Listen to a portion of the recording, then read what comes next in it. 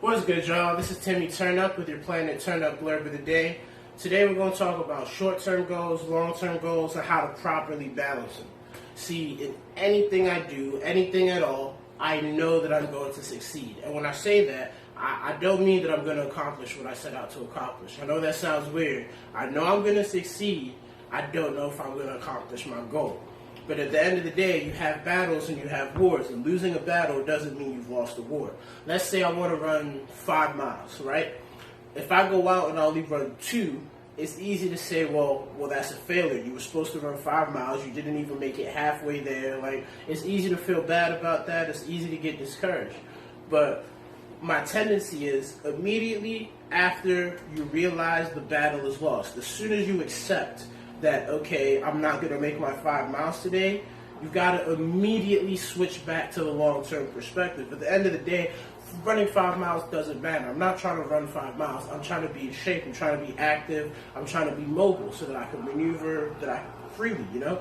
So in the long term, I got out of the house. I ran my 2 miles. Plus, now I know the 5 miles is a bad goal for me. I should probably go for 2.5, 3 miles. You know what I mean? That's progress. That's success. That means even though I lost the battle, I put myself closer to winning the war. Even though I missed my short-term goal, because I've put myself closer to my long-term goal, my failure is still a success. I may have only gotten 2 out of my 5 miles, but it's successful because I'm closer to that 5 miles.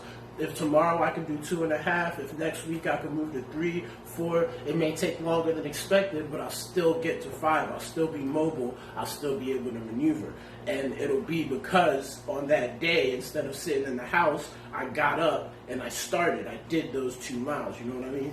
That applies to everything. Running's one example, but just everything in life. You have your short-term goals. You think, I got to accomplish this, and we forget that we're only accomplishing it because there's some bigger long-term thing that we want in our life.